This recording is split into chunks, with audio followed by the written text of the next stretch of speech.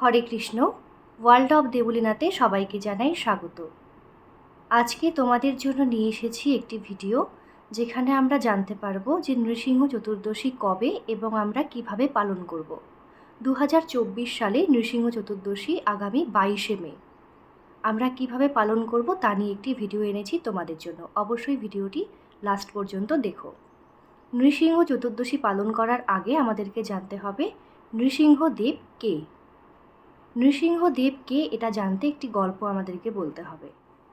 এক সময় হিরণ্যকশিপু নামে একজন রাক্ষস এখানে বাস করতেন, আর সেই রাক্ষস ছিলেন কিন্তু একজন রাজা। আর সেই রাজার পুত্রের নাম হলো প্রহ্লাদ মহারাজ। আর এই প্রহ্লাদ মহারাজ শ্রী ভগবান বিষ্ণুর অনেক বড় ভক্ত ছিলেন। আর সেই জন্যই হিরণ্যকশিপু কিন্তু প্রহ্লাদ মহারাজকে অনেকভাবে মারার প্ল্যান করেছিলেন। কারণ কি? কারণ হিরণ্যকশিপু কিন্তু শ্রী বিষ্ণুকে একদমই পছন্দ করতেন না, ঘেন্না করতেন। কারণ হিরণ্যকশিপুর যে ভাই ছিল হিরণ্যাক্ষ, সেও ছিল একজন রাক্ষস। আর সেই রাক্ষসকে শ্রী ভগবান বিষ্ণু তার বরাহর অবতারে তাকে হত্যা করেছিল। সেই জন্যই কিন্তু হিরণ্যকশিপু ভগবান বিষ্ণুকে অনেক ঘেন্না করত। তো যাই হোক, তারপরে হিরণ্যকশিপু অনেকভাবে প্ল্যান করেছিলেন যে তার পুত্রকে কিভাবে মারা যায়, যেহেতু তিনি একজন অনেক বড় ভক্ত শ্রী বিষ্ণুর। সেই জন্য অনেক প্ল্যান করেছিলেন। যেমন তাকে পাহাড় থেকে কখনো ছুঁড়ে ফেলে দিতেন, আর ঠিক সেই টাইমে নারায়ণ এসে প্রহ্লাদ মহারাজকে উদ্ধার করেছিলেন, তারপরে বাঁচিয়ে তুলেছিলেন। তারপরে প্রহ্লাদ মহারাজ যখন ঘুমোতেন তখন তার বুকের ওপরে অনেক বড় বড় পাথর রেখে দিতেন, কিন্তু কোনোভাবেই তাকে মারা যাচ্ছিল না। কখনো পাগলা হাতির সামনে ছেড়ে দিত প্রহ্লাদ মহারাজকে, ছোট্ট প্রহ্লাদ তখন। কখনো আগুনে ফেলে দিত, কিন্তু কোনোভাবেই তাকে মারা যাচ্ছিল না। আর সেই জন্যই কিন্তু পুত্রের সাথে অনেক কখনো কখনো তর্ক হয়ে যেত এই বিষ্ণুকে নিয়ে। তো যাই হোক, হিরণ্যকশিপু একদিন অনেক রেগে গেছিল। তখন একটি ওদের রাজপ্রাসাদের একটি পিলার বা থাম যাকে বলে, ওখানটাতে গিয়ে প্রহ্লাদ মহারাজকে বলছিল হিরণ্যকশিপু যে তোর ভগবান কি এখানে আছে? তখন হিরণ্যকশিপুকে প্রহ্লাদ মহারাজ বলেছিলেন যে হ্যাঁ, এই থামের মধ্যেও কিন্তু আমার ভগবান এখানে আছে। তখন নৃসিংহ অবতার রূপে শ্রী ভগবান সেখান থেকে আবির্ভূত হয়ে তার বুক চিরে, হিরণ্যকশিপুর বুক চিরে তাকে হত্যা করেছিলেন। ভগবান নৃসিংহদেব নরসিংহদেব, তার আকৃতিটা আকার কেমন ছিল তা আমি বলছি। দেহটা ছিল মানুষের, আর এখান থেকে গলার ওপর থেকে ছিল সিংহের। এটার কারণ আছে, কারণ হিরণ্যকশিপু ব্রহ্মার তপস্যা করেছিল এবং ব্রহ্মার কাছ থেকে তিনি বর পেয়েছিলেন যে তাকে কোনো পুরুষ, কোনো মহিলা, কোনো মানুষ, কোনো পশু কেউ মারতে পারবে না। এমনকি ঘরের বাইরেও মারতে পারবে না, ঘরের ভেতরেও মারতে পারবে না। আর রাতেও মারতে পারবে না, সকালেও মারতে পারবে না, বা দিনেও মারতে পারবে না, আবার আকাশেও মারতে পারবে না, মাটিতেও মারতে পারবে না। এরকম একটি বর তিনি লাভ করেছিলেন ব্রহ্মার কাছ থেকে। সেই জন্যই হিরণ্যকশিপুকে মারার জন্যে বা হত্যা করার জন্যেই নৃসিংহদেব একটি রূপ ধারণ করে, শ্রী বিষ্ণু এরকম অবতারে এসেছিলেন এবং হিরণ্যকশিপুকে হত্যা করেছিলেন। তার যেরকম আমি বললাম যে গলার নিচ থেকে ছিল মানুষের এবং গলার ওপর থেকে সিংহের রূপ। ভগবান নৃসিংহদেব যখন হিরণ্যকশিপুকে নিধন করেছিলেন, সেই সময়টা ছিল কিন্তু গোধূলি, অর্থাৎ রাতেও না, দিনেও না। আর জায়গাটা ছিল ঘরের বাইরেও না, ঘরের ভেতরেও না, অর্থাৎ চৌকাঠে, ঘরের যে চৌকাঠ থাকে দরজায়, সেই চৌকাঠে। আর মাটিতেও না, আকাশেও না। সেই জন্যই ভগবান নৃসিংহদেবের কোলে হিরণ্যকশিপুকে শুইয়ে তার বুক চিরে তিনি তাকে নিধন করেছিলেন। আর ইনি হচ্ছেন ভগবান নৃসিংহদেব। দেখো, এখান থেকে কিন্তু পুরোটাই মানুষের, আর ওপরে মাথাটা কিন্তু সিংহর।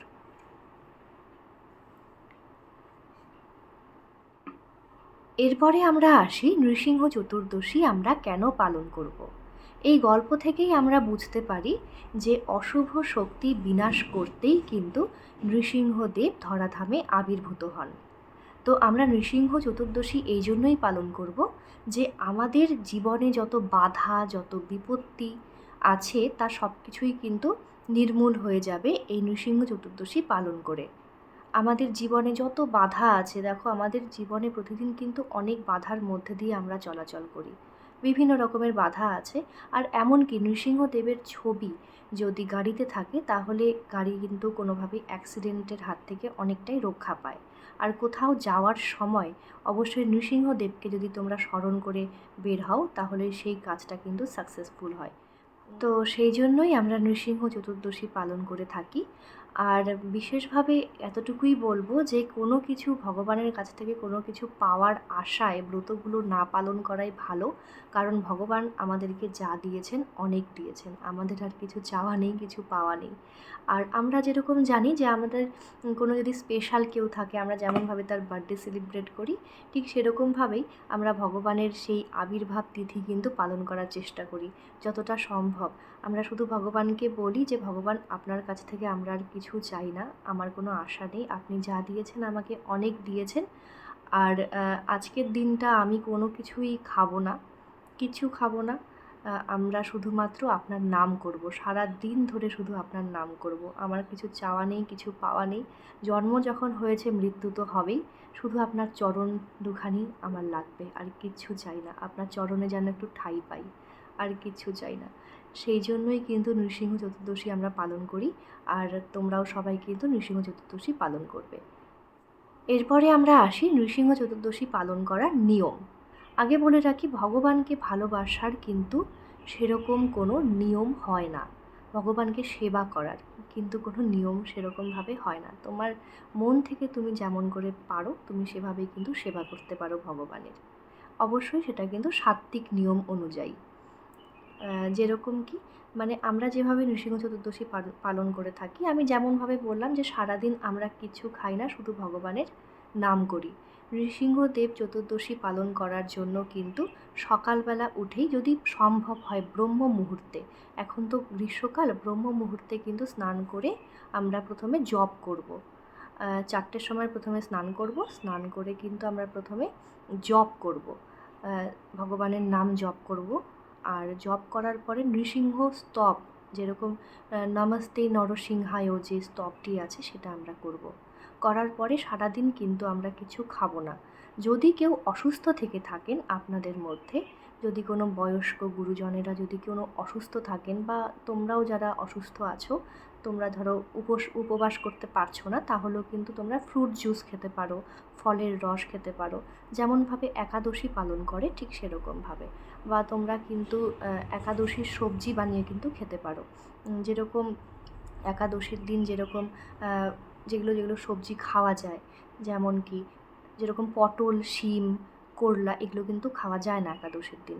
এ বাদ দিয়ে আলু খাওয়া যায়, তারপরে মিষ্টি কুমড়ো, এসব কিন্তু খাওয়া যায়। তো এই সব দিয়ে সন্ধক লবণ দিয়ে আর সূর্যমুখীর তেল দিয়ে তোমরা কিন্তু সবজি বানিয়ে খেতে পারো। আর অবশ্যই কিন্তু ভগবানকে ভোগ দিয়ে খাওয়ারই চেষ্টা করো। আর যদি সম্ভব না হয় তো ফলমূল খেতে পারো, তোমরা ফল খেতে পারো, ফ্রুট জুস খেতে পারো। আর বিকেল 5টা যেই বাজবে তখন কিন্তু ভগবানের অভিষেক করতে হয়। ভগবানের অভিষেক মানে এই যে ভগবানের যে কারো কাছে যদি বিগ্রহ থাকে তাহলে তো খুবই ভালো হয়, বিগ্রহ না থাকলে এরকম চিত্রপটে ভগবানকে স্নান করাতে হয়। একটি গামলার মধ্যে ভগবানকে স্নান করাতে হয়, তার মধ্যে থাকবে ডাবের জল, ফলের রস থাকবে, দুধ থাকবে, ঘি থাকবে, মধু থাকবে, আরও বিভিন্ন উপকরণ দিয়ে কিন্তু ভগবানকে স্নান করাতে হয়। ঠিক আছে? এবার কখনো কখনো ধরো তোমাদের কাছে সেই উপকরণটি নেই, তোমরা স্কিপ করার চেষ্টা করবে, যদি না থাকে তো কী করা যাবে আর। যাই হোক, ডাবের জল যা বললাম, গঙ্গা জল, তারপরে চন্দন, আরও অনেক কিছু দিয়ে কিন্তু ভগবানকে স্নান করাতে হয়, মানে অভিষেক করাতে হয়। তারপরে ভগবানকে চন্দন দিয়ে সুন্দরভাবে সাজিয়ে দিতে হয়। আর যেই 5টা বাজবে, কারণ আমরা তো সকাল থেকে উপবাস আছি, যেমনভাবে বলেছিলাম, আমরা কিন্তু পঞ্চশস্য সেদিন গ্রহণ করব না, একাদশীর মতোই। তো যাই হোক, আমরা উপবাস আছি। আর 5টার সময় ওই যে অভিষেকটা করলাম, অভিষেকের ফলে যে চরণামৃত বের হলো, একটা তো লিকুইড আমাদের বের হবে, তাই না, অভিষেক করার পরে। তখন কিন্তু ওই চরণামৃত আমরা গ্রহণ করে আমাদের উপবাস আমরা ভঙ্গ করব। উপবাস ভঙ্গ করার পরেই কিন্তু সাথে সাথে অন্ন খাবো না, ঠিক আছে?